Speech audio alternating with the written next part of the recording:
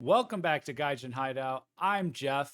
I'm live here with chat, and today we're going to be reacting to more details about Elden Ring Nightreigne, which was surprise announced on Thursday during the Game Awards. Basically, I'm here to figure out what the heck this game actually is. So I've got a press release here, and I've got a video to check out alongside chat for us to kind of wrap our heads around exactly what it was that they hit us with on Thursday. So we're going to go ahead and get into the press release. Before I do, real quick, I'm a streamer. I specialize in games like from Japan, like Monster Hunter or Elden Ring, where Elden Ring respecters here. So I would appreciate it if you followed me at twitch.tv/Gaijin Hideout if you like what you see here. I'm live every Monday and Thursday. My main thing is Monster Hunter, but I do have an Elden Ring hardcore playthrough. It's my first hardcore playthrough. I'm kind of a Souls noob, just like I'm a Monster Hunter noob. So would love to join you. Love to have you join us in chat for that. But anyway, let's get into this. So we've got FromSoftware and Bandai Namco reveal Elden Ring Nightreigne. As night falls, we rise in a new Elden Ring adventure.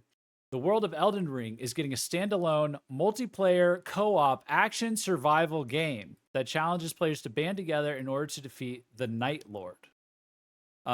So if you haven't seen my reaction, I'll link it so you can see my reaction to the trailer that came out, but it's also everywhere. I definitely recommend checking it out. That was the big standout. It was like, oh, this is very clearly like people playing together. So like playing Elden Ring or some version of it together. And it felt different. It looked different. That was like my knee-jerk reaction was I was like, I don't know if this is the same game or like something feels different about having, there's multiple players, but it seems different as well. Developed by FromSoftware Inc. and published by Bandai Namco Entertainment Inc., the upcoming game, Elden Ring Nightreigne, will thrust players into co-op multiplayer PvE combat in a harsh and unforgiving world.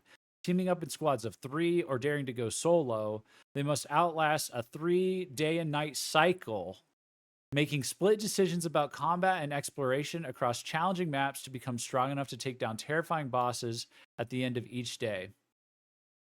Elden Ring Nightreigne will launch in 2025 for PS5, PS4, Xbox, for everything, everything that can handle it. Players take on the night together in an all-new, let me zoom in a little. Players take on the night together in an all-new experience from the team at FromSoftware. Elden Ring Nightreigne will be a multiplayer-focused return to Roundtable hold, set in a universe parallel to the events of Elden Ring. Players must choose from 8 unique characters, each with their own unique abilities and powerful ultimates. So you're not building your own character. You have 8 predefined ones, and they have ultimate abilities. They're interesting. Their journeys take them to Limveld, where they will have to make split-second decisions when it comes to combat and exploration in the face of a night cycle that shrinks the map with the coming night's tide. Fortnite? Night? What is this? What is this message that I found in Elden Ring? It says Fort, night. What does this mean? Shrinks the map, you say? Interesting. Interesting. I like Fortnite. At the end of each night, players will face a powerful boss, and if victorious, awaken to bigger challenges. Okay, so you've got, I think I know what this is. I pulled up some links ahead of time because I had a hunch. But each session will culminate in the 3rd night, where they must face off against the chosen Nightlord. Individuals can fight the night alone, but strength will come in numbers. Nightfarers must learn to cooperate to take down these challenges, combining their unique abilities together for an unparalleled experience in the Elden Ring universe. All is not lost for those who fall in defeat. Unsuccessful runs will grant players relics to allow them to customize and upgrade their characters tailored to their personal play styles. Elden Ring Nightreigne is unlike any experience created before by FromSoftware. In this condensed action RPG, players will never experience the same journey twice as enemies. Will never experience the same journey twice, as enemies, rewards, and Limveld itself are ever shifting and evolving each session in the realm of the Nightlord. Defeating greater enemies and venturing into the more dangerous parts of the map will uncover more powerful weapons and greater rune rewards. Find sites of grace to give each hero a chance to level up and gain crucial power. With each session-based adventure being akin to playing through an open-air dungeon, each journey provides an opportunity to grow lasting stat bonuses.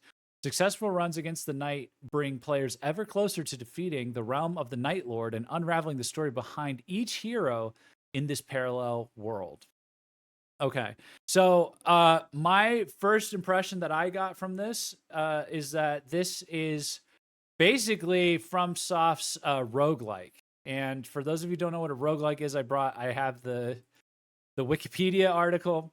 Roguelike is a style of role-playing game traditionally characterized by a dungeon crawl through procedurally generated levels, turn-based gameplay, grid-based movement, and permanent death of the player character. Most roguelikes are based on high fantasy narrative.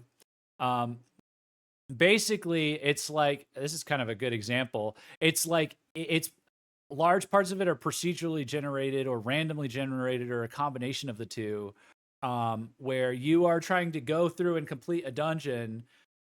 You will probably die the first time doing it, but in doing so, by achieving certain goals, you will like unlock shortcuts, upgrade your character that you're using, things like that to make it easier for the next time you try it.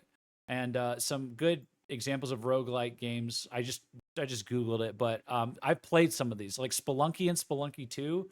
Spelunky was the first roguelike I've ever played. Risk of Rain and Risk of Rain 2. Those are really good. Dead Cells is really good. I've played all of these. So I've actually played a lot of roguelikes. I've played Spelunky, Spelunky 2, Risk of Rain. I've beaten all three of those. Risk of Rain 2 I didn't beat, and then Dead Cells I beat. So I played 5, beaten 4. And they're very good. Dead Cells was very, very good as well. That was very, I would say that's it's hard to say which one's the best, to be honest, but the overarching feature is like, you will like you'll be replaying the same like number of levels, and but it will be different each time. There will be randomly generated things happening. The boss at the end of a level, like Risk of Rain, for example, you'll have a set amount of time where enemies are you've spawned into a randomly selected level. The enemies are popping up randomly for a set amount of time until you unlock the boss, and then the boss that you have to fight is randomly selected, and then you're able to leave and go to the next level, and there's upgrades that you're able to get and stuff that are all random. And as you do that, you unlock the ability to find more upgrades. For example, Spelunky is much more you can find shortcuts, you can find new starting points, I think, to like continue onwards, because it's a very deep dungeon. And Dead Cells was a lot about, I think was also about like providing more upgrades. It was more like jump and shoot kind of a roguelike. I guess they're all kind of like that, but so that's like my general guess. It's a little trickier because like out of all of these, the only one that I've played even a little, and I've only played a little bit of, that was 3D, was Risk of Rain 2. They went from 2D to 3D. Most of these are old school retro, but Elden Ring is obviously 3D. So they have a lot to work with because it's freaking Elden Ring. And all the examples I just gave you that I know about are very like, it's 2D, side-scrolling platformer with some action. It is much less ambitious. So, but yeah. So that's like my general, my general guess as to what this is. And Play the Spiral's good. Is that what somebody said? But yeah. So right now I have a video that was put out by VaatiVidya. I recommend you subscribe to him. I'm sure you know who he is if you're into Elden Ring, but he does lore videos. Very, very famous YouTuber for Elden Ring, which is great because as someone that's beaten Elden Ring once and is replaying and still doesn't fully grasp what the hell's going on. He's great for that. But he also made a video called "What It's Like to Play Elden Ring Nightreigne." And it's an amalgamation of a bunch of different news articles and stuff to give us a gist of what's going on. So let's check it out. It's funny. In my first playthrough of Elden Ring, I distinctly remember reading this message left by another player. Fortnite. Oh, there you go. Turns out it was a prophecy, because Elden Ring Nightrign is kind of like Fortnite. Okay, I'm just kidding. Kind of. Oh god. Oh no. It is Fortnite. I mean, you drop in from the sky at the start of the game, and you have to... Wait, is this guy our battle? This is our battle eagle? Is that what this is? It's not the battle bus, it's the battle eagle. I mean, you drop in from the sky at the start of the game, and you How's the have volume, to by the way, outrun guys? a circle How's the closing in sound? around you. But that's where the similarities end. This was a Thank circle. This is the storm from A ton of Fortnite. articles that you might have missed It's just like Fortnite. have actually come out about Oh, I'm the gonna game. pause a lot. In this video, I'm going to try and get everyone up to speed. Seekers of redemption, you were chosen. Thrown together by forces beyond our control. So, FromSoftware has actually never done anything Where we like dropping, this boys? before. Exactly. They've spun off the Elden Ring IP in a way that they think justifies a standalone Elden Ring title that you'll be able to purchase and play sometime in 2025.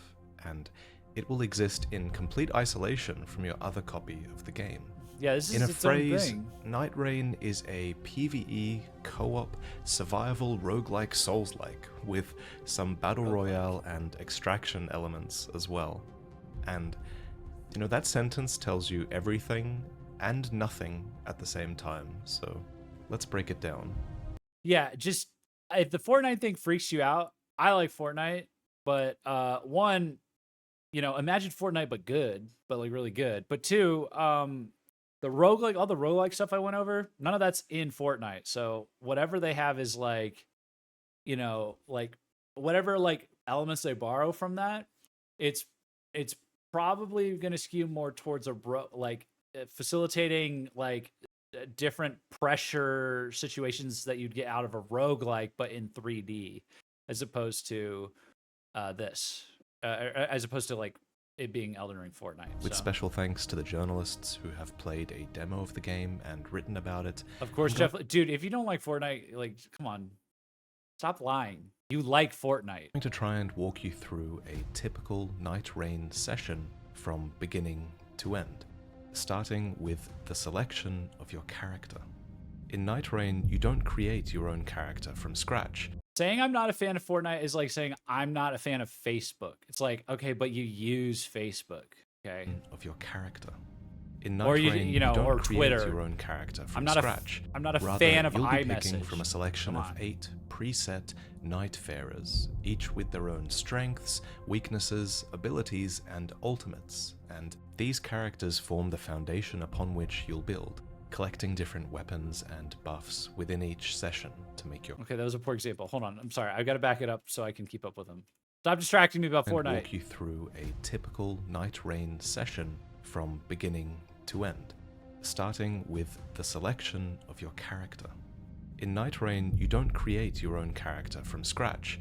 Rather, you'll be picking from a selection of 8 preset Nightfarers, each with their own strengths, Does that guy have a bird head? weaknesses, abilities, and ultimates. And these characters form the foundation upon which you'll build, collecting different weapons and buffs within each session to make your character unique. To start, this is Wilder, and they're the titular character of Nightrign. They'll always start with this large longsword equipped, but what's way more important than this character's weapon is their ability and their ultimate. Their ability is the Claw Shot. It's a grappling hook that can pull you towards enemies or away from them. To use an ability, apparently you hold... We got our clutch claw. Real quick. So the things you just described so far, the thing that comes to mind the most for me is Risk of Rain. I'm gonna just go Risk of Rain 1 because that's one I'm most familiar with. It's the same. It's kind of the same setup where all the buffs and weapons that you can get, maybe not weapons. Weapons might have been Dead Cells, but like all the buffs you get in Risk of Rain and all the weapons you get in Dead Cells, they only apply to your current session and they reset when you play something, when you play a different session or when you die. The thing that is constant is the class that you choose, and they do have an ultimate or like a unique skill. And I think they literally have something like this in like a claw shot guy in Dead Cells. hold down Y or triangle in conjunction with one of the controller triggers, and assumedly, the other trigger is used to activate your character's ultimate attack, which, in the case of Wilder, is an explosive attack that you charge up at close range for massive damage. So each character is defined by their ability and their ultimate, but another thing tied to the character that you choose appears to be the stats that each character favors. While you can level up stats manually, PC game Wombo Combo Lunatic, you might have called it there. Strength, Dex, Int, Faith, Arcane build, and what? Yeah, I guess they're tied to the different stats from Elden Ring, in beyond just being, you know, they're not just willy-nilly classes that they picked. Gamer notes that some characters will still always have more health than others, for example. On that note, the Guardian is best suited as the tank for the group. This is your tank? A bird man? A crow? Because they have high HP as well as a passive that favors the usage of shields. Their ability is this whirlwind attack that interrupts enemies so that your teammates can have a moment to shine. And their ultimate ability is Wings of Salvation, which is this crazy dive bomb attack that raises nearby ally defenses and also gives you the option to endure enemy attacks for a limited time after you devastate them. And then there's the... That's actually kind of cool, having the tank be a flying, like having an airborne tank.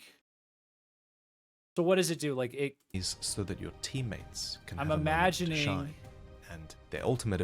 I'm imagining right here, this, I don't know if you have to be near him when you activate the ult to get the buff. Ability is Wings but of I'm guessing it buffs Salvation, and then which it is comes this down. crazy dive bomb attack that raises nearby ally defenses and That's also literally gives the you birds the from option Stormvale. to endure enemy Well, it's like a bird for a limited person. time The birds from after you Stormvale, devastate them. they were just And then birds there's with the blades Duchess, attached who's to another their claws. favorite character of many who Duchess. played. They have a Bloodborne sidestep dodge, and they also have an ability this is that the rogue. reapplies damage done by you and your teammates in the last few seconds. So you can basically double any damage done within that period of time. Their ultimate ability double any damage by you and your and they also have an ability that reapplies damage done by you and your teammates in the last few seconds. So you can basically double any damage done within that period of time. Their ultimate ability cloaks you and nearby teammates. YouTube, you won't believe how many times Jeff died to the Stormbirds. Okay. Wow. Thank you for informing them of how much trouble I had. Enhancing your stealth and allowing you to make a quick getaway if needed. The Recluse is the mage of the group, and their passive ability allows them to acquire FP whenever an enemy is slain. Their ability is called Magic Cocktail, and it passively stockpiles different statuses like poison or fire or ice whenever an enemy is hit with that type of attack. Then it releases a unique attack that's different depending on the status that was stockpiled. Their ultimate is Song of the Blood Soul, which marks all nearby enemies with an effect that restores health to any player that attacks them. Special thanks to PC Gamer for transcribing all these class abilities so neatly. There are, however, 4 other characters who are less understood at this stage, but Archer, Dex, and Strength, and something else maybe. What do we think? Sekiro character? Oh my god, can you imagine? So people who've played Bloodborne in chat, can you tell me, is the Bloodborne one that they described, is that are we thinking that's what, does it look like it plays like Bloodborne? Like, it was just a quick moment that they showed. But does this another favorite character of many who played. They like have a like, was that backstep any of this? a Bloodborne sidestep It has dodge, that style. and they also have an ability that reapplies damage done by you and your teammates in the last few seconds. So you can basically double any damage done within that. You're just going off of what they said. Okay. Okay. how you decide to be able to puzzle out a few based on the trailer footage and other interviews. This, for example, is an archer character who apparently has a sort of third-person aiming mode that's unique to them. We see them summoning a spectral hawk here. We got and Archer. We got Legolas from Dragon's Dogma. We got the Archer. The bow guy is the Archer? No way. Yeah, that was good. Is that black bow? I don't know what that is. All right, I'll play unique to Bloodborne. them. We see them summoning a spectral hawk here, and they can do that because they're standing Oh. next to a spectral tree, which you can see on the right. This obviously allows you to navigate the terrain in a certain direction for a set amount of time, and you to Wait, is that just third-person aiming mode that's unique to them. We see them summoning a spectral hawk here, and okay? they can do that because they're standing next to a spectral tree, which you can see on the right.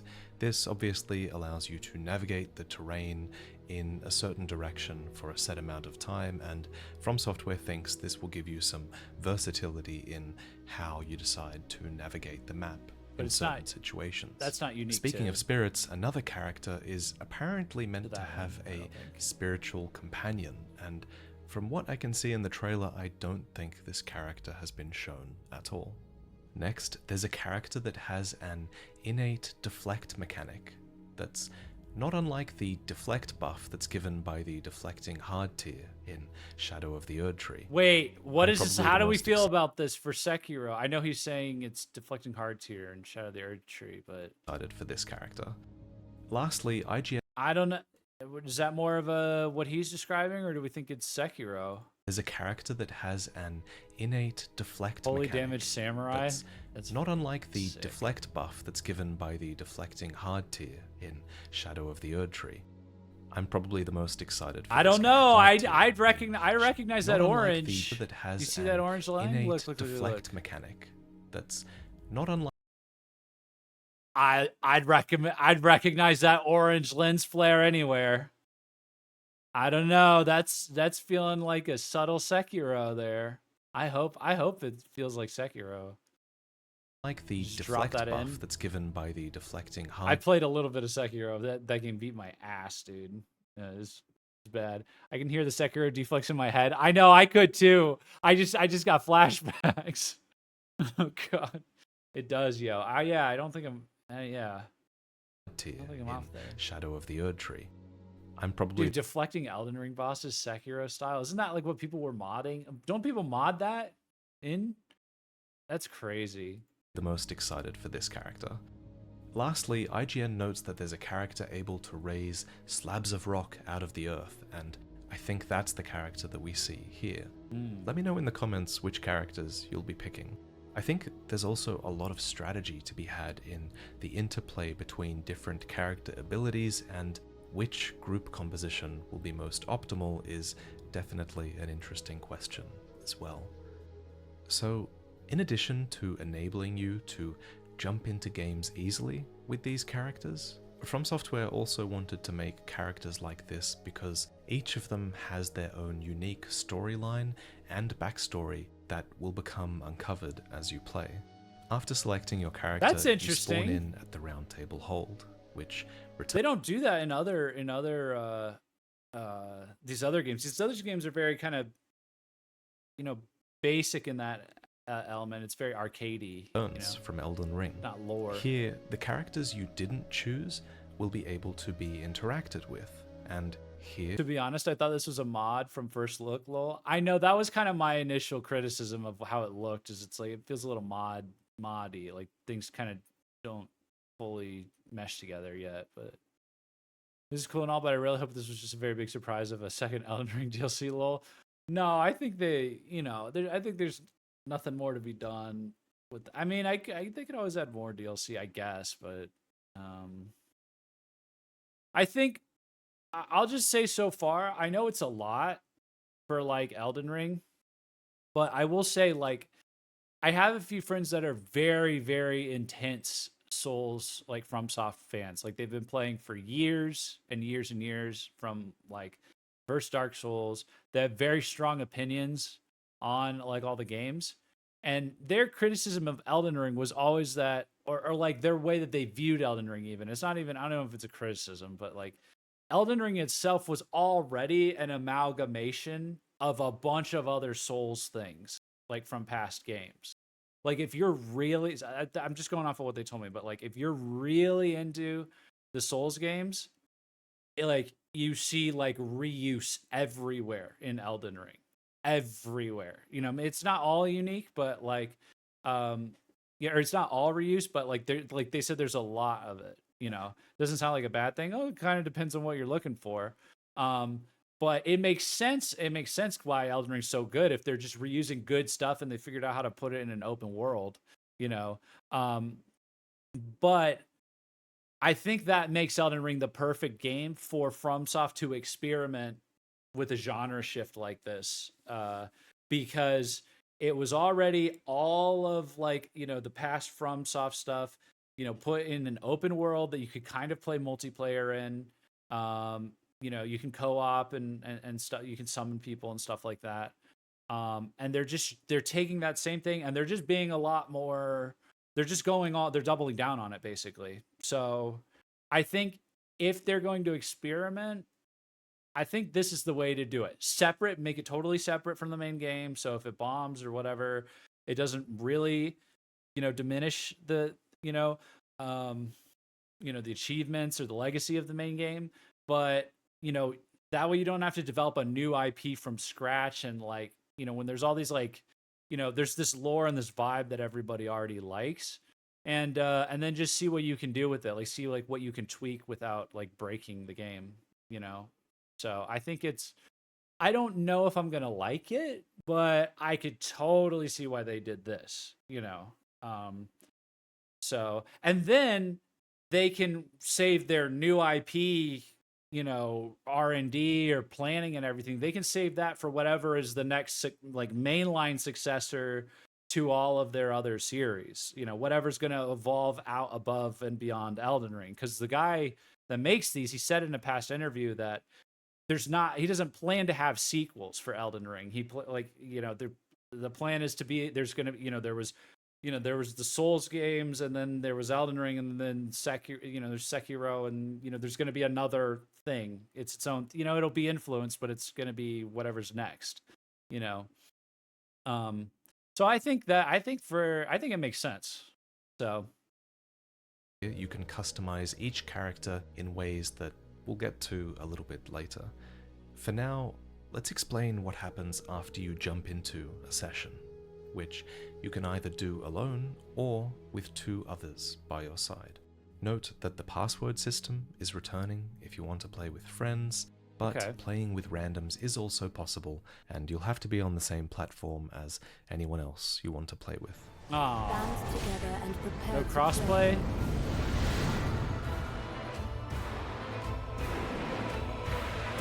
Three players is an interesting of the Nightlord. number. A Night Rain session takes place over 3 in-game days, provided you can stay alive that long. And apparently each 15-minute long day starts like this, with you gliding down from a spectral bird into a land called Limveld. Limveld, according to FromSoftware, is an alternate reality to the Limgrave we explored in Elden Ring. It comes across as this distorted reality, with recognizable elements from Limgrave. Elden Ring was 3 players? Oh, I only ever played with like one other person. Like, I only got summoned in to help like one of my friends, I think. I didn't know that. Grave that will be jumbled up with every new session you create, and so will be reality, with recognizable elements from Limgrave that will be jumbled up with every new session you create. It is procedurally generated Limgrave. That's weird.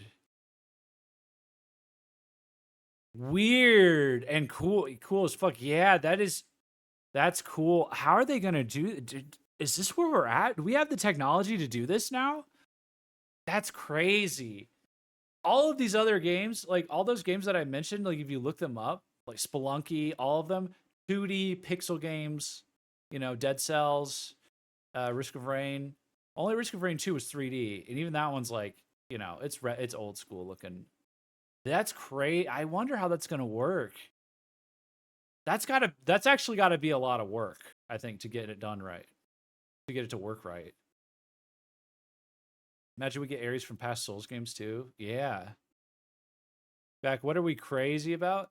So the map that you're going into for all these is alternate reality of Limgrave called Limveld, and it's procedurally generated Limgrave, which means it's like every time you spawn in, it's like things are randomly like organized, but it's like Limgrave things. So like just imagine like that part of Elden Ring, but it's like randomly generated every time. And on top of this, FromSoft notes that some versions of Limveld will be drastically different from others. Some versions will meteoric impacts and swamps and forests of rot and active volcanoes that all diversify the landscapes and offer new threats for you to. That's very ambitious. I hope it doesn't come out shitty, but like if it doesn't come out shitty, that's like, you know, just like really roughly randomly generated. That's really ambitious. Overcome. Please give us more poison swamps. Lol, thanks. Sounds like we're gonna get infinite poison swamps. Once you've chosen a landing location, you'll be on the ground running with this new animation at about 150% speed. Torrent doesn't seem to be in this game, and instead you can climb cliffs and vault ledges with your character. You say 150% speed, like compared to Elden Ring? Chosen a landing location, you'll be on the ground running with this new animation at about 150% speed. Torrent doesn't seem to be in this game, and instead you can climb cliffs and vault ledges with your character, and you can use your powerful abilities to kill enemies and power up your character even more as quickly as possible. Because each day only lasts 15 minutes, and when night falls, the map will shrink as the night's tide comes closing in. Apparently, this game is just now like making me see the crossover between games like Fortnite and roguelikes. I didn't even think about that, but they effectively have like roguelikes. A lot of times they give you a time. Most of the levels they give you a time limit to like explore for treasure and upgrades and stuff like that. And then there's a thing that happens, like Spelunky, you have to find the exit before the ghost comes and gets you. Or Risk of Rain, you have to gain access to this boss, or you have to gain access to this portal. And when you activate the portal, a boss comes in and attacks you, and you have to kill the boss and all remaining enemies on the screen before you can get out of there and teleport to the next level. But you have like a set amount of time to prepare. And in Fortnite, it's kind of on a sliding scale because you have all the time in the world to prepare. You could just, I as a shooter noob, for the longest time, I just didn't want to fight people. I would like avoid everyone and just go loot stuff. There's a little bunch of mini games you can do to get like new weapons and stuff. But then the map is like shrinking slowly over time, periodically. So the space in which you can loot that gets smaller and smaller and smaller. If you get caught up in the storm, it deals damage to you over time and you die if you don't get out of there. And that's probably what this is going to be. But I just now realized, because it's pulling these roguelike elements and has the Fortnite thing, I just realized like how similar those are. Even though they're like, the people that play those are, I guess there's some crossover. I guess there's a good amount of crossover. But possible. Yeah. Because each day only lasts 15 minutes, and when night falls, the map will shrink as the night's tide comes closing in. Apparently, you start each run pretty vulnerable at level 1, but before long, PC Gamer notes that many enemies quickly become akin to nothing more than trash mobs. Presumably, most enemies in this game are probably meant to just be mown down as efficiently as possible by your characters, as you prepare for the true threats that are to come. Well, One such threat where do you is get the power-ups? appearance of Margit, who can invade your world and stalk you at random. That's cool. Bent on sacking the lands of gold. Oh, it was Margit. So Margit's going to be a random invader? That's kind of cool. I will swat away any and all who dare approach. It's kind of cool. Defeat invaders like Margit, and you'll receive a Favor of the Night, which buffs your character in some way. Indeed, defeating bosses is just one of many ways to power up your character during a run. Okay. According to PC Gamer, loot now includes passive skills like stat buffs and active effects and affinities for certain statuses. Additionally, So you can loot stat buffs from places where you would loot stuff before.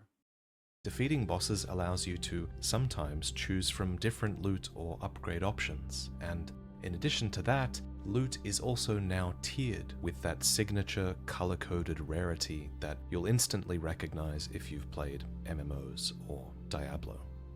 Yeah, I think I get the gist of that. Risk of Rain did this as well. You could like randomly, like you could kill trash mobs and you would spawn, like randomly you would get an upgrade that would spawn out. But when you killed a boss, you would get several notable upgrades and they were usually good that would also spawn out. So you could loot, and I think other games, I think Dead Cells does this too. I think it's been a while, but so yeah, you can loot some upgrades and then you can definitely get some good upgrades from beating the bosses. And obviously this is important for this kind the invaders of game because it forces you to constantly evaluate new upgrades for your build. I like the idea of a tier system for weapons in this game because it adds variety to your playthroughs. For example, if you don't like using a longsword generally, but then you find a longsword that's like a really high rarity, all of a sudden you're evaluating that weapon in a different light and it might actually be worth using and getting out of your comfort zone. Oh, and that's going to be so weird too for Elden Ring in this context.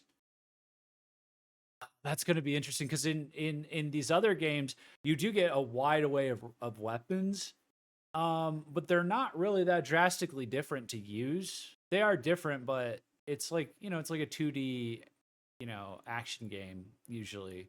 They're not super different, but Elden Ring was so hard and so broad that like someone like me, I picked whatever weapon I could like get figured out and stuck with it. So, Ash of War galore, so many weapons. Yeah. So I don't know how that's going to work. I hope they streamline the way you can switch out the weapons, or maybe they just have one slot and you just like, that's how it normally is. I think you have one or two slots and you just swap out the weapons that you find. Give me my legendary Bond Club. That's going to be kind of crazy though, because that's going to really force you to, if it's the same as Elden Ring, you're going to get forced to get good at stuff on the fly, or you're just going to die. That's kind of crazy. This might help people get better at Elden Ring, to be honest, the base game. In that way. So while armor upgrades appear to be absent in favor of choosing different skins for your character instead, weapon upgrades are a really big part of each run. And the equipment screen now apparently has been simplified to just 3 weapon slots for each hand. Perfect. So that's 6 in total. Oh, wait. What's worth noting, That's kind of a lot still. though, is that unlike in Elden Ring, I don't know. there are no weight penalties or stat requirements for these weapons. So there's actually no downside to equipping 6 weapons. In fact, it's a really important thing to do because weapons actually now come with passive buffs as well. And these passive buffs will apply to your character even if they're simply equipped, and even if you don't meet the level requirement for a weapon, which is a requirement that some powerful weapons do have. Wow. That got very different and very dense very quickly. So 6 weapons, 3 in each hand. They all have they come with passive buffs that you get just by equipping them, and you can equip them even if, and some of them have a required level if they're really good, for you to level yourself up to, I guess, in the session. But you can still get the passive buff. No weight requirements, no stat requirements. Yeah, this game's forcing you to play like all the different Elden Ring weapons. Assuming they, well, I guess it's not going to play entirely the same if you're sped up, I wonder how much they're going to change the weapons. Like, yeah, actually, I wonder how much the gameplay is going to like vary from Elden Ring to Elden Ring Nightraigne. We know it's going to be faster, but damn. Yeah. Capcom had a Souls-like planned? Damn. They probably canceled it due to last gen that had a demo in Japan. They probably canceled it due to Elden Ring. Elden Ring kind of sucked all the air oxygen out of that for a long time. Should you die in Nightraigne, you'll be put into a downed state where your teammates are actually encouraged to damage you in order to revive you. From a gameplay perspective, this is a really cool take on the revival mechanic. Oh, because interesting. it's usually a bit of a drag in other games. Unlike in other games where you have to stand still and revive someone, this allows you to make use of your character's weapons and unique arsenal and skills. What's more, you get the added bonus of being able to slap your friends silly for dying in a dumb way, which sounds kind of cathartic. If you die during the daytime, apparently you have the... This is what you get for dying on me, you stupid bitch. That's gonna be fun. It's kind of cathartic. If you die during the daytime, apparently you have the choice to respawn with a slight punishment to your character's level. But if it's night, you'll have no such option, and the Ring of Rain will be closing, and that will bring with it damage to those who get drenched. And at the ring's close, every day you'll be forced into a randomized boss fight with a challenging enemy that represents the end of that day. Die here in the dark, and you'll be forced to rely on your fellow Nightfarers to revive you in the midst of combat. And okay, so it's kind of lenient during the day.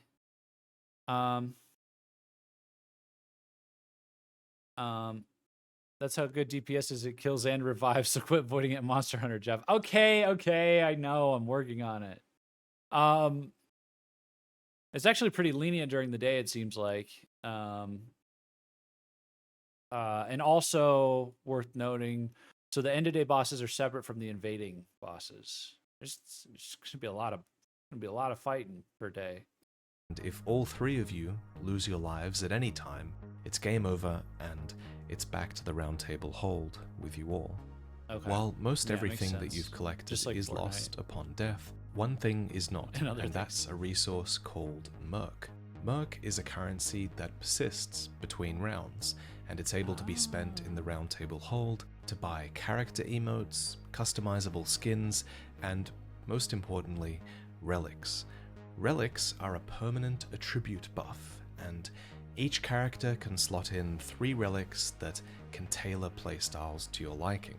IGN mentions that some relics allowed them to deal extra damage with throwing knives, and some relics boosted the damage that you do with a certain weapon type, which is cool because then you would go into each round hoping to get that weapon. PC Gamer notes that they found relics that allowed their healing flasks to also heal their allies, or relics that marked treasure for them on the map, or relics that made their critical attacks give extra runes. It seems like all of these relics are color-coded as well for different characters, but apparently you can also perform something called a relic. Wait, what would you use runes for in this game? Oh, to level up. Oh, to level up with the Site of Grace, maybe. We probably haven't gotten to that yet. I don't know if they're going to talk about that. That sounds cool. I can't think of what game does this, but I think lots of games do this. Extra runes. It seems like all of these relics are color-coded as well for different characters, but apparently you can also perform something called a relic rite to switch around their color coding. I'm not too sure I understand how that works just yet. While you're in the Roundtable hold, you're also able to visit a training ground to test out your character's new kit. Nice. And to prepare for your next incursion. Apparently there's even a codex here that gives background lore on characters and enemies, which is new for a Souls-like game. But once you're done here, it's back out into day 1 of another journey, where you'll have to hope that you can survive.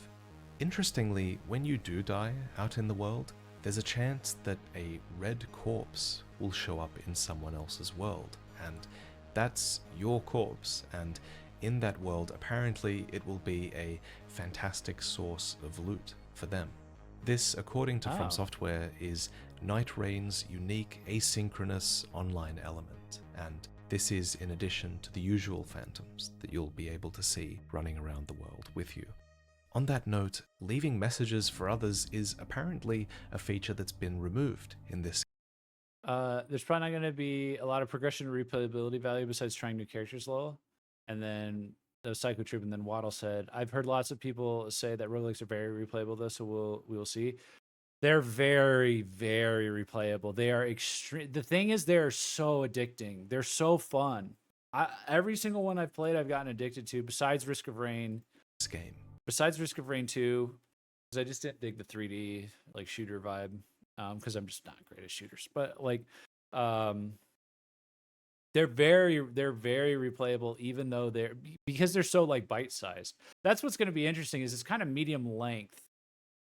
Well, I guess it depends how you look at it. It's medium length in the sense that it's 3 days, it's 45 minutes. It's like a capped time frame, but each like play session is going to be 45 minutes. But there's other games like Spelunky where like it would be the same predictable levels, but the level itself would be procedurally generated.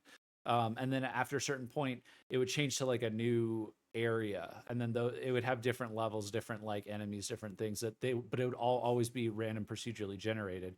But there was a pattern to it. It was linear, and then it ended when you got all the way to the bottom, and there was a final boss that you fought and stuff like that.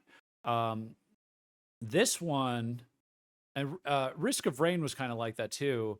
This one, it's like it's capping it with a time limit, kind of like Fortnite in a sense, because Fortnite, with that, like the storm, the eye of the storm, it'll get so small that, you know, it'll force the last two people to fight each other, or one of them's going to die before the other one dies, and then the game's over. So by definition, there's a time limit, even though it's not like a conscious time limit, like an active time limit. It's there. But this one, it's like it's 3 days and then you're done. But there's so many different things. So the replayability is like, you could, like Elden Ring, you could replay over and over and everything was static. So you can replay Elden Ring over and over and experience all these different combinations of weapons, and I'm going to fight these enemies this time, or I'm going to skip these enemies and do this. To mix that level of complexity up randomly every time, you will have to replay to like fully get any sense of what the game is about. You know, like there's so much going on. Like you will probably never, I can't imagine any one game being that similar for a really long period of time. Like you would have to replay several rounds, I think. So items unlock upon successful run as well. 100 runs per stream. 45 minutes, less than a single hunt. It's pretty short. That's a pretty short amount of time to process all that, you know. So I also feel like these are the base characters you need to buy more for money. They don't normally do that. They would add characters in a DLC. Like it would be akin to adding fighters to like Smash Bros or something like that. If they were to do that. They're probably, I'm curious though about the merc currency, because there's room there for it to potentially be pay to win. I can't imagine FromSoft doing pay to win, but it said the merc could be spent on emotes, it could be spent on skins, or it could be spent on relics. Now the relics seem to affect your stats. The other two, those are normally, that's like stuff that you would like spend money on, like in-app currency to like, you know, you could either grind it out or you could spend money to buy like a currency that you use for skins. But having it the same as the relic, that means they're either going to have the option to buy merc and then it's pay to win, technically, or because then you're spending a lot of, you're buying the currency that you have to spend a lot of to get the really nice relic or whatever, or they're not going to do that and they're going to force you to play the game over and over again, which would be really cool, and that would kind of be a FromSoftware thing to do. But just throw that out there. phantoms that you'll be able to see running around the world. Relics will probably appear in your run randomly after you unlock them. I think that's how that happened in Risk of Rain, I think, or Dead Cells. Like you would unlock like a new weapon mid-run, and then you'd have access to that forever. World with you. On that But it sounded like the relics. That's just something you equip at the start, but it does sound like you can customize them or something. I don't know. There's just so many ways you can speculate on source that. of loot for them.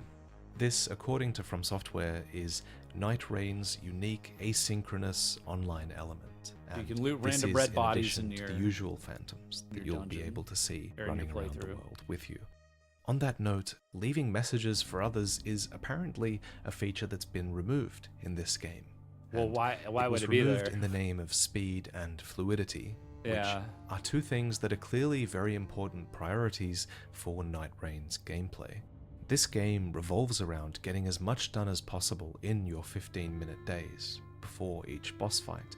Leveling up, for example, What is is another that? thing that's been streamlined. No longer do you need to sit and rest at a site of grace to level up and restore your flasks. Rather, you only need to be in the proximity of grace to do so. And even leveling up has been streamlined to where you can auto-level recommended stats just by mashing a button, and this process will automatically upgrade the stats that by mastering Wait, to be out of wait, grace what? to level up and restore your flasks. Rather, you only need to be in the proximity of grace to do so. And even leveling up has been streamlined to where you can auto-level recommended stats just by mashing a button, and this process will automatically upgrade the stats that suit your character. As noted by IGN, the structure of the game really lends itself to this gradual build in tension with every day that culminates in a boss fight, and then that tension recedes again if you're victorious that night and the Ring of Rain retracts away from you. All enemies killed on day 1 remain dead, and with day 2 beginning, your team is able to get back to exploring and preparing for that next challenge, which Okay, so it's different. It's not just Fortnite. Fortnite, it just closes in forever until it's really small, and then you know, last man standing. The ring's coming in, and then it's going out at the next day. That's cool. That's different. will require you to synergize your builds together and come up with strategies to take out the field bosses you wish to face. So I think this process of looting and exploring and fighting creates really good peaks and valleys to the gameplay, as FromSoftware says as well. And they believe that this will condense the experience of Elden Ring, fitting exploration and character building and discovery and challenge into just one short play session. At the culmination of the third day, you'll face the Nightlord, or rather, you'll face one of 8 chosen Nightlords that you would have set out to kill when you first left Roundtable Hold. According to the game's director, these final bosses will be gradually unlocked as you progress, and I assume cool. each Nightlord will be harder and harder in difficulty. So did he just say you selected at the start? One short play, or rather, you'll face of the third day, you'll face the Nightlord, or rather, you'll face one of 8 chosen Nightlords that you would have set out to kill when you first left Roundtable Hold. Okay. According to the game's director, these final bosses will be gradually unlocked as you progress, and I assume each Nightlord will be harder and harder in difficulty as well. One Nightlord that we've had a glimpse of already is called Gladius, and they're a hound that is capable of splitting into 3 wolves, which suddenly will require your team to use their abilities and contain the situation and just fight 3 enemies at once. I love that many of these bosses appear to be designed for the co-op experience. Yeah, that The is explicitly a Centipede co-op Demon boss. is another example. Oh, as look at their that. body parts can fall off and Oh shoot! I didn't even realize what that was. fight independently of the main boss, which will keep your teammates busy. The whole thing sounds So it's bosses that they break off into separate parts and engage your teammates. That's crazy. Level 8. Miyazaki consort of Mikola, exactly. Dogs are always, that boss seems like hell. Dogs are always the worst in Souls games. Yeah, they really like to just wreck you with dogs. Sounds like it will be a far cry from the co-op experience of the base game of Elden Ring. Yeah, look at this in none of this bullshit. You can't pull into this horse crap. Okay. Results in your whole team going to town on one enemy. Yeah. Who can only really focus on one of you at once. So I'm glad they're taking multiplayer into account at a whole nother level this time. As for the game's replayability, some players have noted concerns with the variety. Comment as yours, your magical, I'm guessing. Might be a little broken. As for the game's replayability, some players have noted concerns with the variety of locations and the variety of bosses in their 4-hour play session, though FromSoftware was quick to reassure them that the full game will have a lot more variation to it. Really, I feel like so much of this game's success or failure will come down to that simple fact. You know, how much replayability can FromSoftware really offer in this one area of Limveld? And this... Yeah, that's the question. Like, a couple things there. First of all, I'm imagining it's very resource intensive. Like, this must take a lot of work compared to, like, you know, these other roguelikes that we've seen, to be able to orchestrate this in a way that's remotely fun. So it's probably why they like scoped it down to Limgrave for what they're going to be mixing up. Because it's a very complex game that they're trying to make into this. You know, this is kind of like an arcade style multiplayer genre, you would say. Like, roguelikes are very arcadey. You know, they're like hardcore. They're kind of like hardcore arcade games, you know, in this weird way. So that is a question of can they keep it, you know, interesting and replayable, especially with like how are you randomly generating, like, look at these like cliffs and buildings or procedurally like generating and regenerating these. Like, how are you mixing this up in interesting ways with the loot and stuff like that? You know, a lot of these games, they really rest on the retro vibe of like 2D planes or, you know, blocky graphics like Minecraft. They're really relying on that throwback feel so that you're not disoriented. You don't feel so disoriented with like the randomized element of it. It makes it a lot easier to procedurally generate stuff that is like, you know, not to call those games ugly, but, you know, it's like intentionally ugly or like blocky or random. Like, people like that style. It turns out like pixels on a screen, like, which are just squares on a screen, or cubes on a screen in Minecraft, that's very easy to manipulate and stuff. Procedurally generating like realistic looking landscape and buildings and stuff like that, and mixing and matching them, you know, you have to be very careful about how you do it, because if you do it too granularly, it's going to look weird. Like, you're going to have this tree on top of, like, you know, this building. Okay, no, you can't do that. But if you you know, if you're too conservative in how you do it, like, okay, this section will only appear together, and so it's here right now, it's going to be over here next time, it's going to be over here next time, that's boring. So it is very that's what I'm curious about. And same with the enemy combinations and stuff like that, you know. You know, because those old school games, they could really, or not old school, those 2D games like roguelikes, they could literally, like, it could get very, very random. Like, they could really regenerate and like mix and match, like down to like the square, not the pixel, but like, you know, down to like the, you know, about the size of your character assets. They could like flip that around and stuff like that, you know. Not like super, you know, they had limits too, but I think you get what I'm saying. Like, it's going to be much more noticeable, like, oh, this part that gets generated here is going to be over here. So I don't know how they're going to toe that line. So roguelike needs to be fun to replay. Like, that's step one. Yeah, I'm guessing the fun part's going to be understanding the combat system, which is like a streamlined, sped up Elden Ring that lets you try out all the different weapons. But I'm just wondering if like the weak point is going to be the environments, you know. It really is a throwback when it's the exact same assets element. I'm serious. Like that's what a roguelike is. It is the exact same assets most of the time.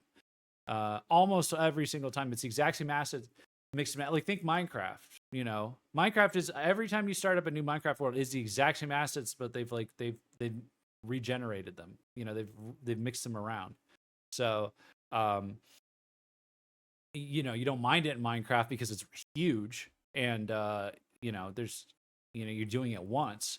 But in a game like Spelunky, you can learn the patterns of stuff that regenerates through replaying enough times. You'll be like, oh, I recognize this trap or this sort of thing. You can see the combinations, the patterns that are being selected, but you know, whether it's at the top of the screen, top right of the screen of the level, or the bottom left of the level, you know, it's there and you learn it because you got killed by it.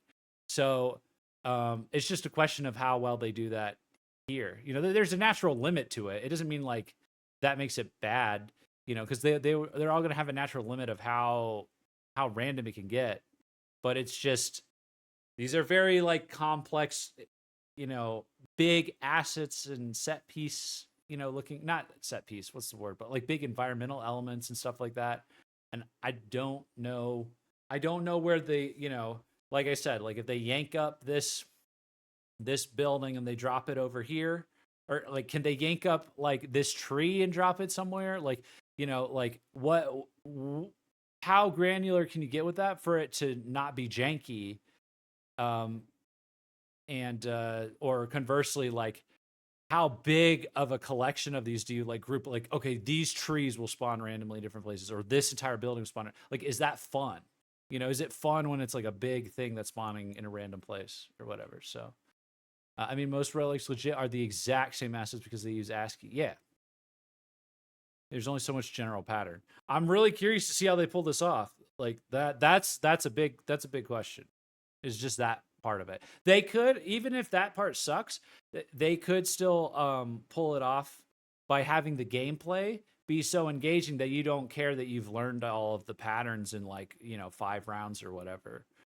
Because there's more to learn with the weapons and they might be able to get away with that. You know, I think that might make it. I don't know if that means it'll be great, but they might be able to get away with that. And then the other thing I thought is that they're starting with Limveld. I think they're setting themselves up to sell expansions for this. You know, to sell the Kaled expansion, to sell the I'm drawing a blank. Altus Plateau.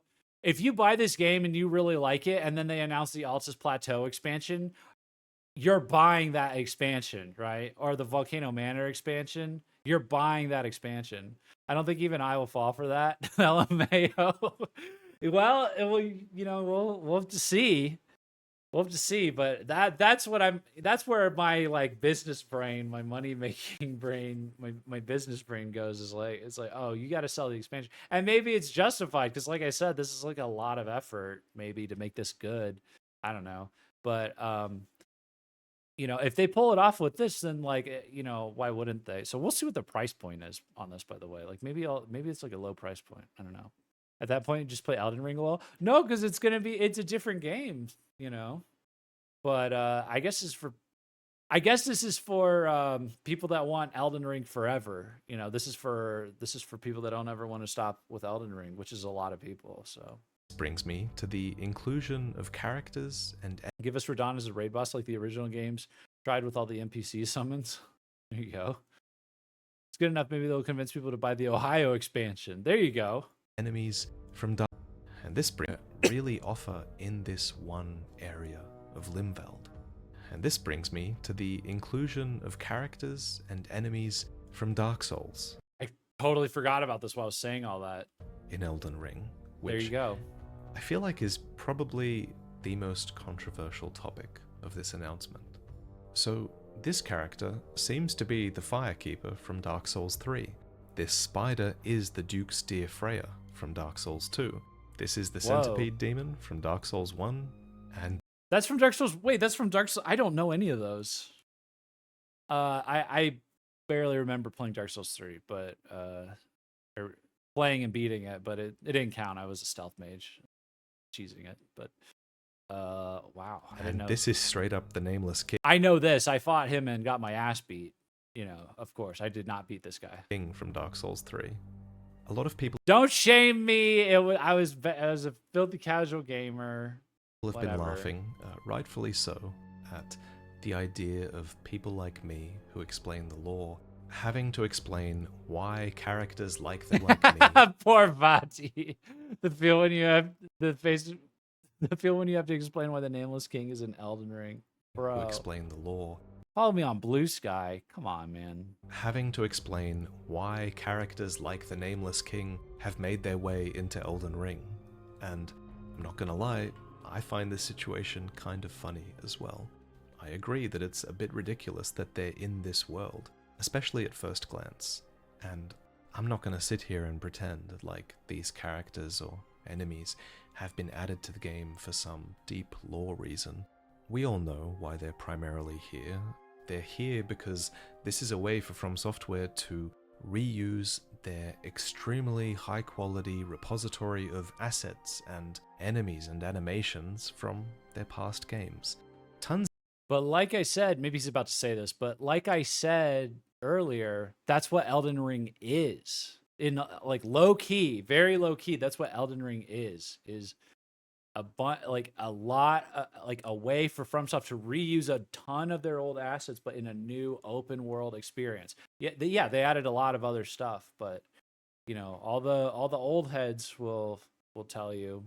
So it's a natural next step, you know, in a game where they now need to make. It's not really about making it new and fresh and you know, like enrapturing, like the open world action RPG setting of Elden Ring. It's about keeping people engaged and capitalizing on variety. It kind of makes sense that they would pull even more from these past games. They would pull the high points, not just like subsidizing their mobs or their, you know, some of their dungeon bosses and stuff like that. So, also known as cash grab. Well, you know, yeah. I mean, I think this is probably a cash grab, but I think FromSoft has done enough to where they have earned the benefit of the doubt on how shameless of a cash grab this is. I suspect, just because of the quality of the software we get from them, I kind of suspect this has a double use. Like, it's probably easy money for them. Bandai Namco probably loves it. So this probably satisfies some requests, some publisher requests or expectations. But this also seems like a lot of research for whatever comes next, because I think it's really interesting that the speed is up. They've increased the speed, they've streamlined the combat to make this work, and there's no way you're not going to see that again somewhere in a future FromSoft game with whatever comes after Elden Ring. Especially in a world post Black Myth Wukong, because Black Myth Wukong came out and I haven't played that, but my understanding is that game is like a Souls-like, but it is a bit more action oriented, a bit more, maybe even a bit easier, more fluid, I think is what people say. And I think if FromSoft wants to keep evolving, I don't think they didn't pay attention to like games like that or others that are like Souls-like, you know, like it's like the action RPG, but it's even more riding the action side, you know, Final Fantasy 16. Easier. Well, that's the problem with all those games, is that they are easier. Final Fantasy 16 is easier. Black Myth Wukong is easier, I hear. I don't know. But but FromSoft is not easier. You know, FromSoft does not do easier. So if their contribution in all of this ends up being, well, we came up with the combat system for a future game where it's fast and fluid, but the game is really freaking hard. You know, I could just see, my point is like, that's like total like speculation, but I could just see them using this as a way to really play around with like things that went well in Elden Ring and test out like what if scenarios with like tweaks to the mechanics, and, you know, having constant multiplayer, you know, like a constant user base just breaking whatever they do to it. So, But yeah. Oh god, not the likes. Yeah. Yeah. Tons of enemies and animations in Elden Ring are from their past games. Tons of enemies and animations in Elden Ring are already taken from their past games. It's a technique that frees up FromSoftware to focus on designing new games and new assets that matter even more than these ones. And I personally don't have a huge problem with that. I think a lot of people would have a problem with this spin-off game existing instead of a new IP, but I guess cutting corners like this does allow them to focus their resources on new IPs. So I personally don't really have a huge problem with it, although I don't know the extent to which they're taking bosses from Dark Souls, so there's definitely still the risk that they could overdo this, in some people's eyes especially. I think my gut instinct is that, like, my knee-jerk reaction is like, I could do without this game existing. I think still, just from what I've seen and what I know, I probably sounded very positive about it, and I am, but I'll play it and it's probably fun. But I just think, if I get to be selfish as a gamer and I'm not thinking in terms of business or in terms of like what helps them or whatever, there is like it is really nice that to just have out there, just like just a company that is just like, all they do is just like every few years they just drop a game that is just like the best game you've ever played, and like it's like insanely difficult, insanely like, and it's just and like, immersive and like beautiful. And then it's just like it sells a bazillion copies, everybody talks about it forever, and then they go on and they do something else. So because nobody else like has that like just a record of like endless W after W after W for doing it the like old school way. And I get that they're getting bigger, and they're like, they want to build up, they can use all of this to train up more teams to make more high quality games. And as long as they keep all of their processes in place that have allowed them to succeed up until now, I totally like, I understand that. But selfishly, it's like, it was cool. It was a dope run. It was a really cool run that it's just like, it was to the point where they were bringing back their old games that they'd started with, like Armored Core, and then Armored Core was like blowing people away with how good it had gotten, like they, because it was just Dark Souls 1, 2, 3. They're like, and Demon Souls before it, that's like blowing people's minds. Sekiro, it's like ninjas. It's insanely hard. It's like insanely awesome. Elden Ring comes out, melts people's brains. Even Shadow of the Erd Tree as like an expansion. I mean, they have DLCs and expansions for other stuff, but like Shadow of the Erd Tree comes out, it's like as big as a game as like a regular game, maybe. And it's like, people are nominating it as a DLC for Game of the Year because it's like so, intense or whatever. And like, just a generational, then the Armored Core, the new Armored Core is like, it's better than any Armored Core that like they came out before they started on all this. And it's just like this generational run. So I almost would prefer, like, I just didn't hear anything from FromSoft until the next new IP. Honestly, that's like how I feel. I wouldn't even want a sequel to Elden Ring, but if we're gonna get it, I'm totally gonna play it, and I get it. Again, like I'm saying, I get it. I'm just saying selfishly for the lore, just for the lore's sake. It's like, oh, can you imagine if they just effed off until like 2027 or something like that, and then they just came back with something that was even bigger than it?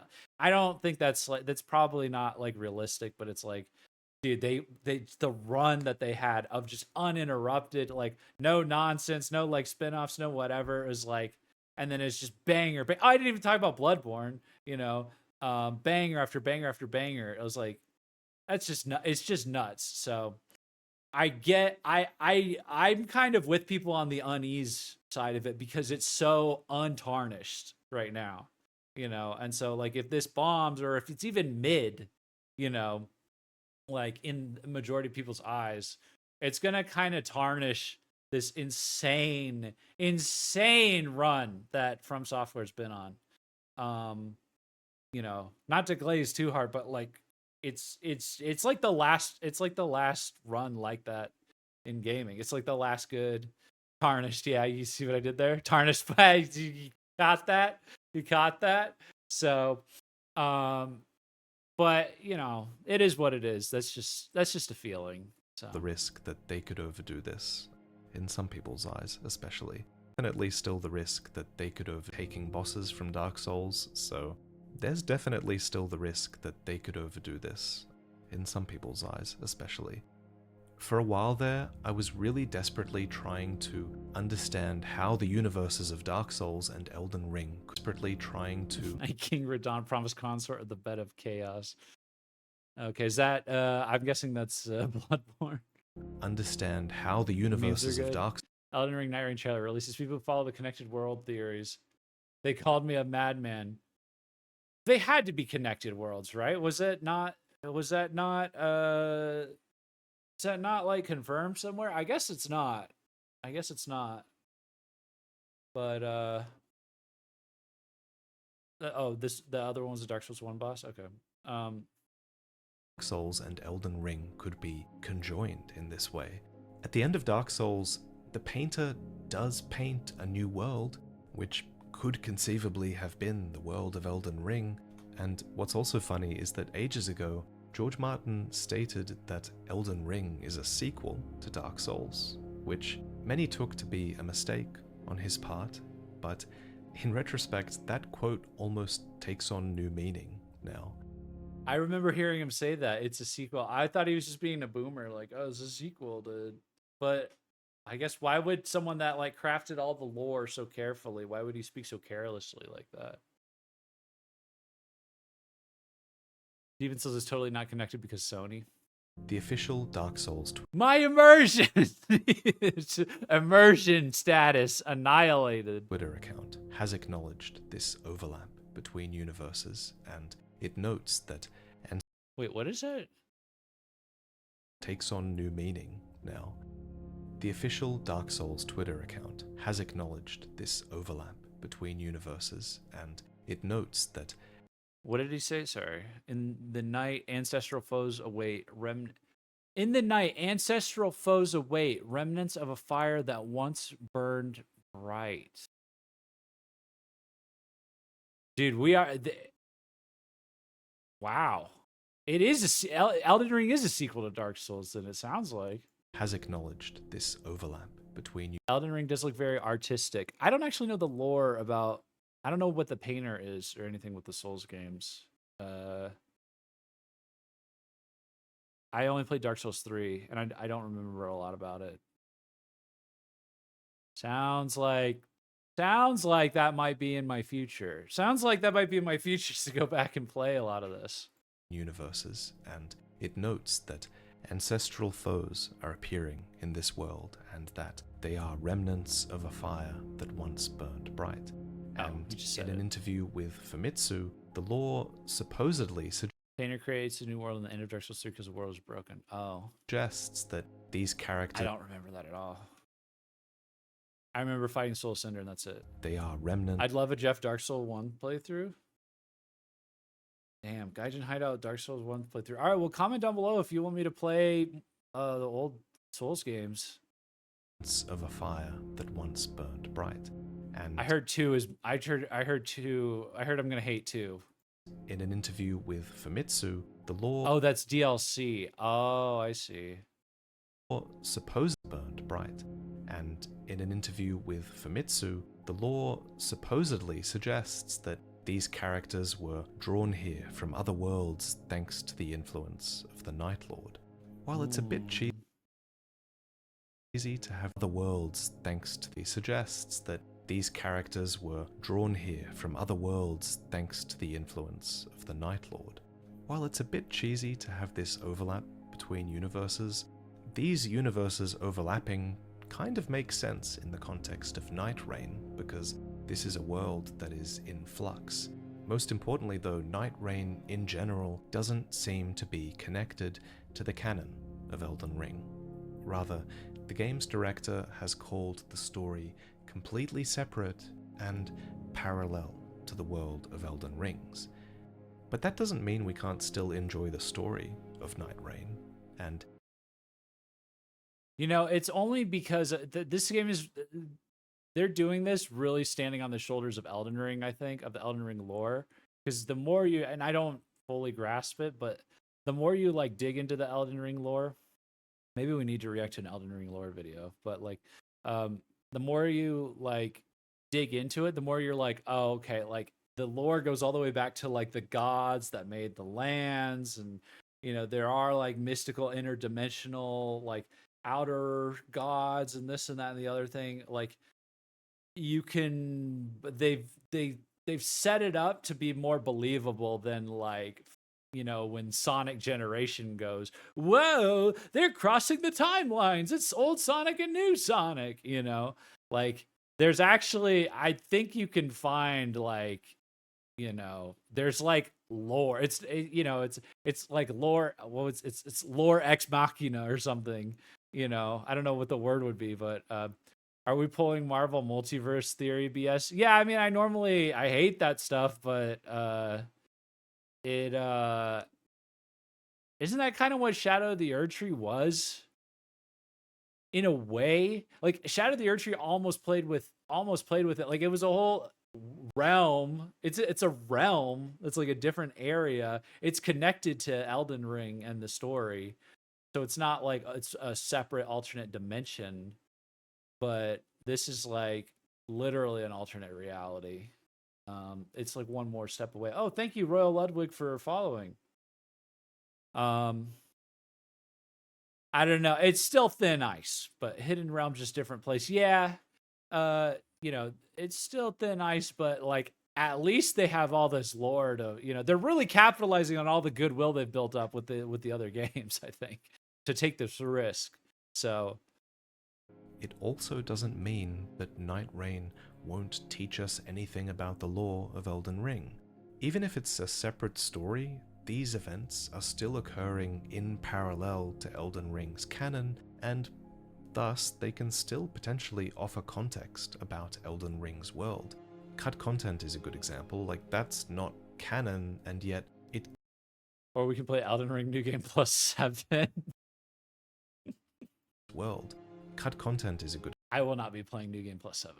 example. Like, that's not canon, and yet it gives us context about the world and what the developers are thinking in regards to a lot of these characters and a lot of this lore. Wait, what did he say here? Sorry, what's not canon?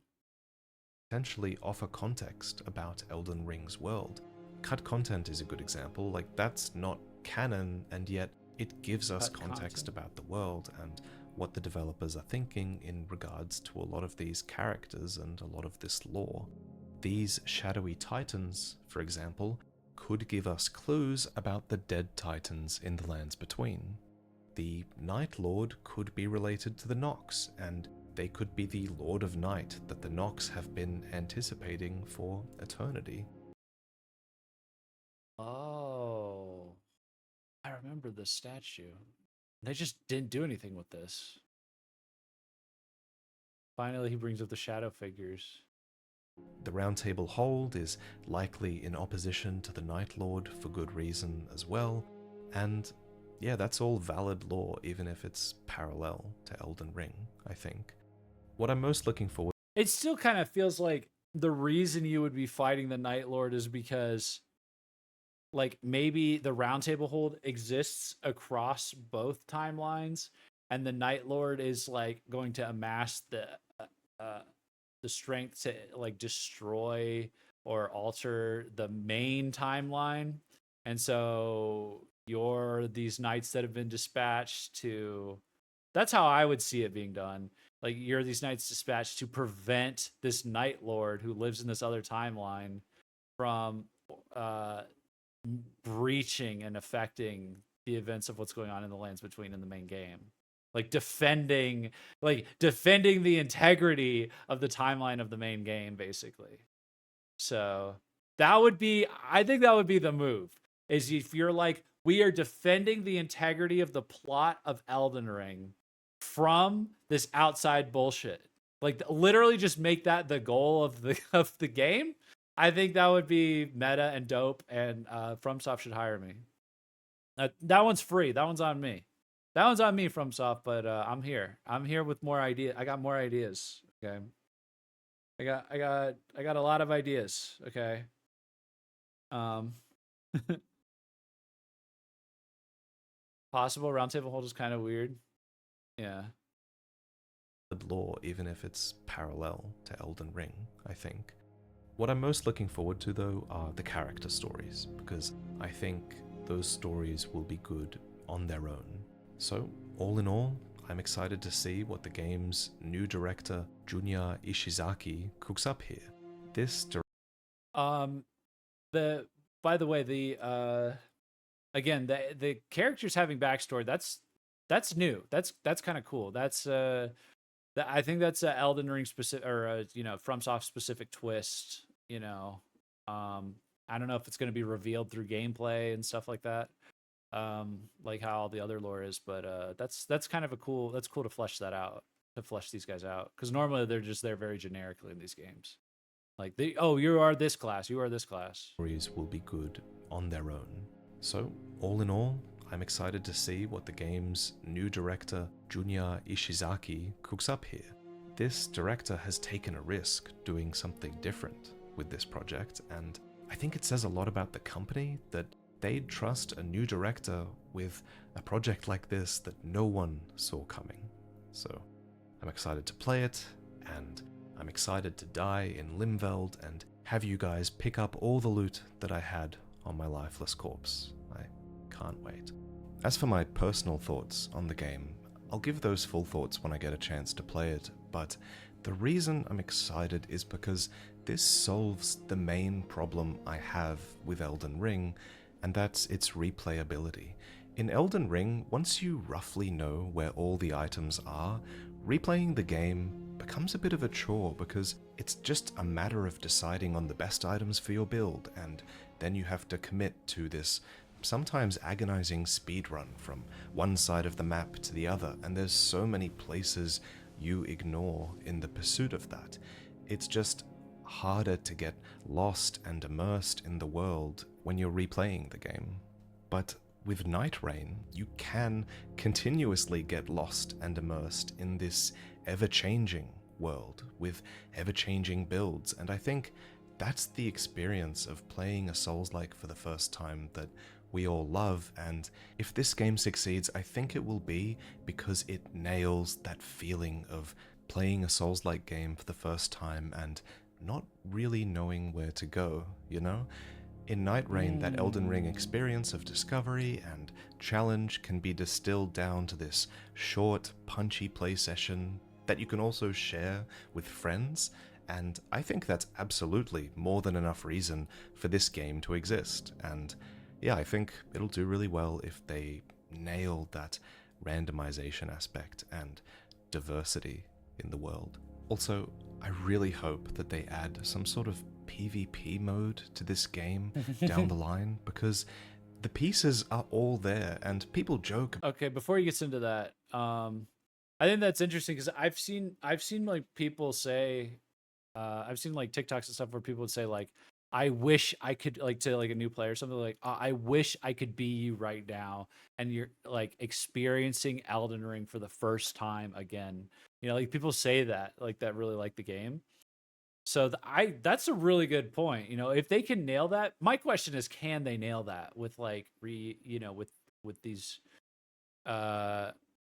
regenerated assets? Like they would have to really, I guess there's some elements like those shadow giants and other stuff that is not in the main game, and they're mixing and matching, and it's an alternate reality.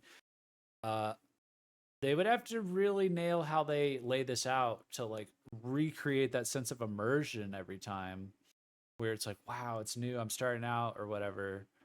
That would be cool if they can do that. I just don't know. They're keeping the assets limited to Limgrave, Limgrave-ish.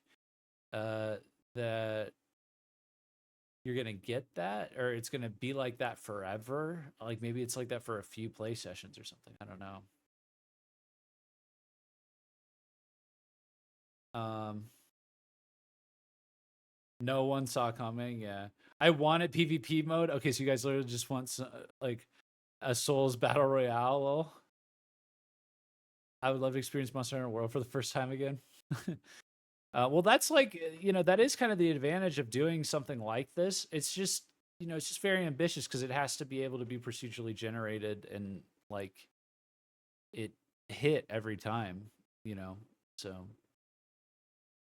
That randomization aspect and diversity in the world. Also, I really hope that they add some sort of PvP mode to this game down the line, because the pieces are all there, and people joke about Elden Ring having a Battle Royale mode, but unironically that would suit Elden Ring really well with its diversity of options for PvP, and I hope this does well and they keep investing in this kind of game, because this is kind of the foundation for an everlasting, incredible Elden Ring experience from a PvE perspective, yes, but adding PvP would add even more replayability, and yeah, I really hope they go down that road.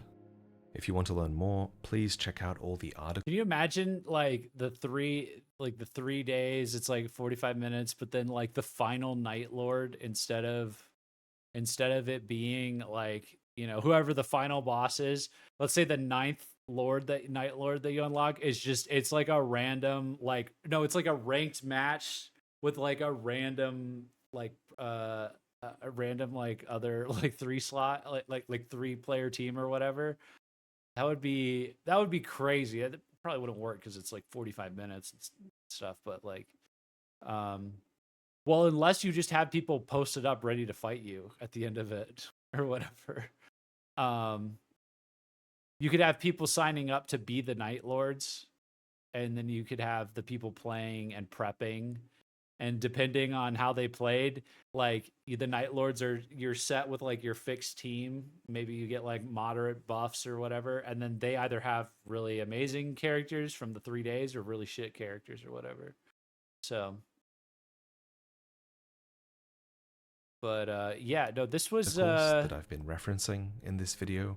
I've got them linked in the description, and I appreciate how much info they were able to get. Please subscribe for more Elden Ring. Sorry I sound so tired in this video. I sleep now. You're good. That was very good, Vaati. Yeah, definitely go check out the original video, like it and subscribe to him. He's very good. Yeah,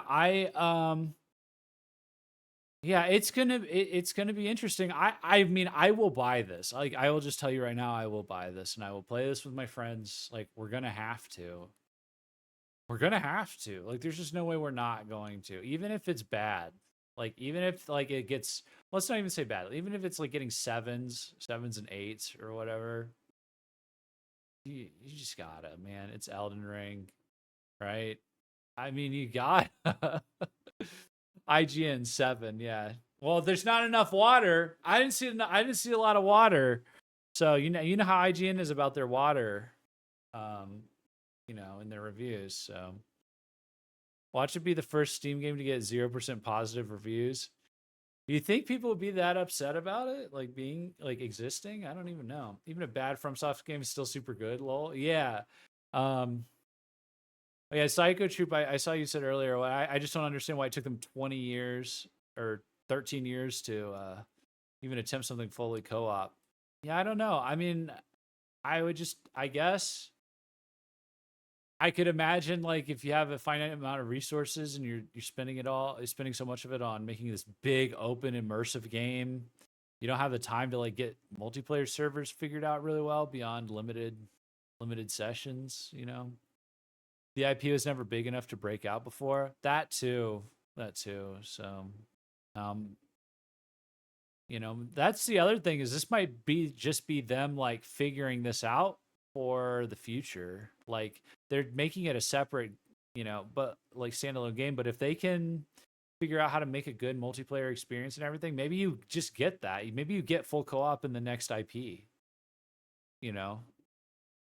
That would be iconic if they had full drop in, drop out co-op in an Elden Ring or you know, a FromSoft game. Like, I don't even know how you do that, but just all the options, just as many options as you could possibly have. Maybe something like Baldur's Gate. I think Baldur's Gate, can't you like, you can drop in and drop out technically? Actually, I don't know if that's true. We have other characters that you can continue the session without the person, I guess. It's definitely going to happen at some point. You can in Baldur's Gate, I think. Yeah. It's kind of fixed for 4 players. Okay. Monster Hunter can get crossplay. Souls can get seamless co-op. Lol. Yeah, too bad we're not getting crossplay with that, but I guess it's more. That's more of a monster. I think that's more fitting of a Monster Hunter. I guess if I don't know what the issue. I wonder what the issue is. It's gotta be like this is their first. Well, what was Armored Core's multiplayer like? This has got to be their first like real multiplayer, like serious multiplayer game. So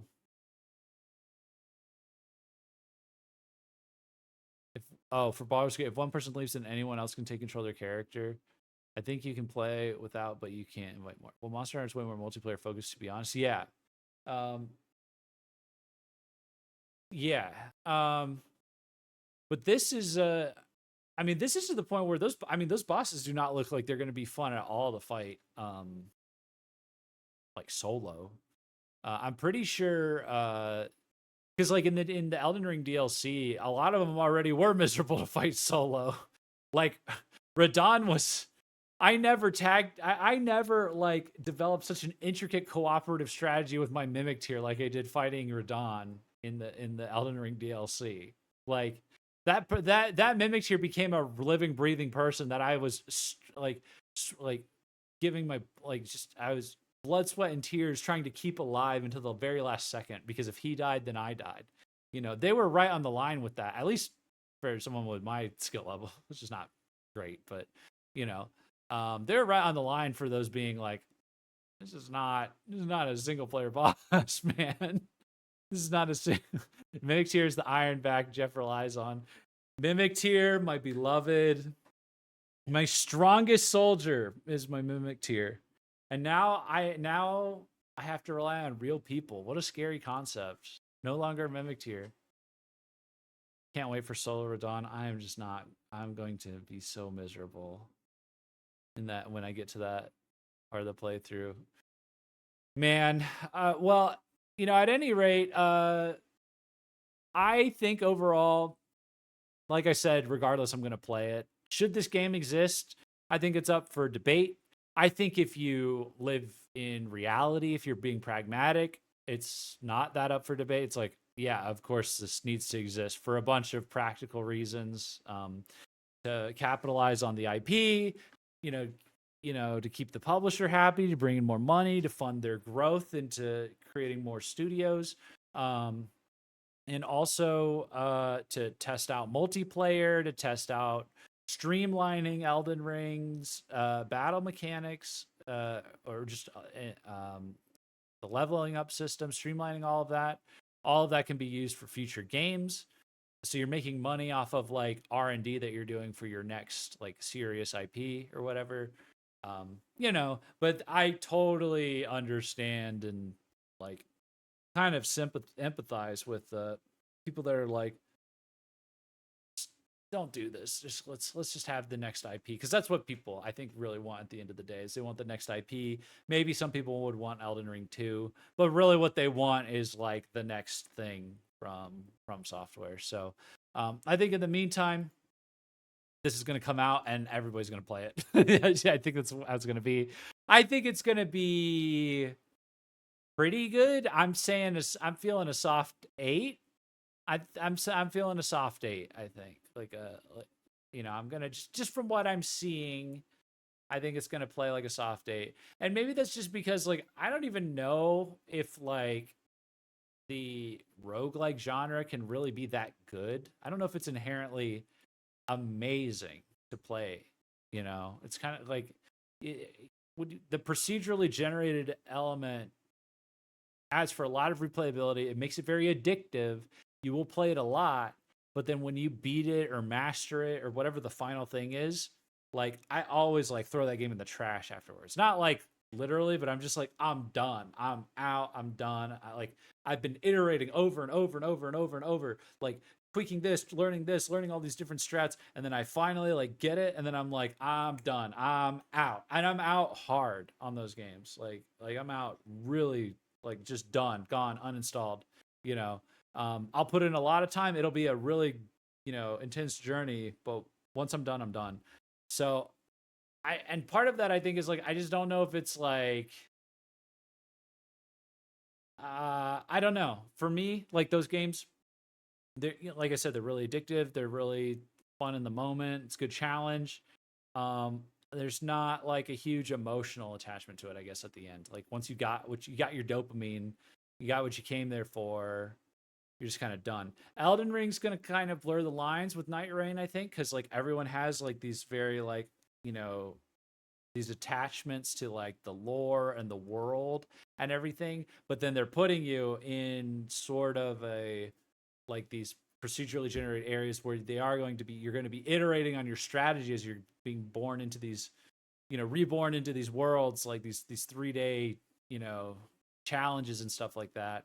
So you're going to have, on the one hand, you're going to have, your love for the lore and everything, but on the other hand, you're going to be incentivized to basically deconstruct that and trace the patterns of that as much as possible so that you can like succeed in the game. So you can have a higher win rate so you can get to the end, so you can get to the final Nightlord or whatever it is. So it'll be interesting to see how those two like clash with each other, because you get like, are you going to have the same appreciation for the lore and everything by the time you've beaten this kind of a game? Are you going to feel good about that? Are they going to find a way to give you more ways to savor a game like this? Are they going to put that FromSoft magic in it? That's going to be the difference between it being like an 8 and like a 9 or a 10. I can't even imagine a 10, but like if for this kind of a game, to be honest with you. So at least from my personal biased perspective. So, but if anyone's going to do it, it's going to be FromSoftware. So, but we'll just see. Elden Ring deserves 3 games like Dark Souls. Yeah, but I think they already said they don't want to do that.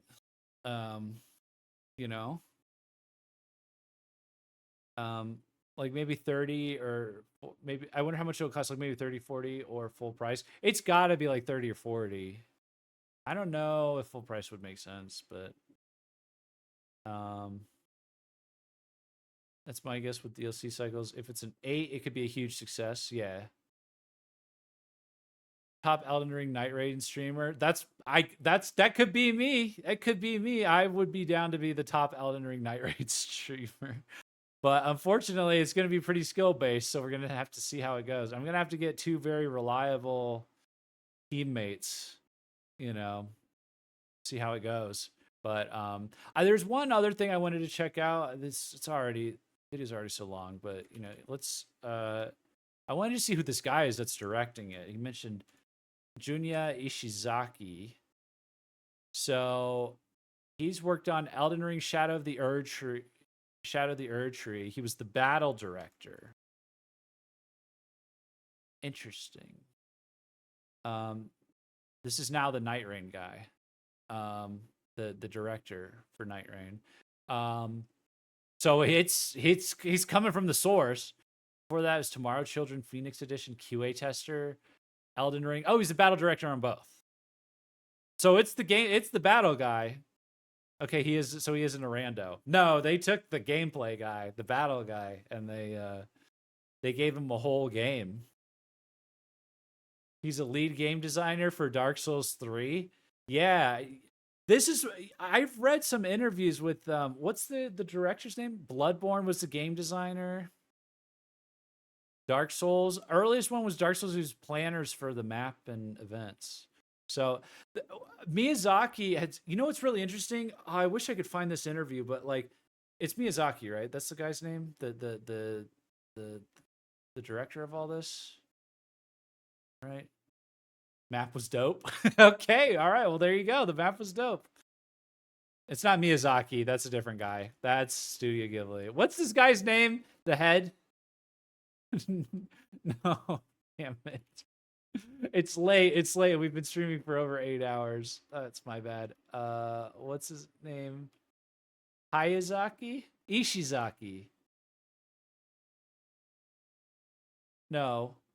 No, that's the new guy. Is it actually Miyazaki?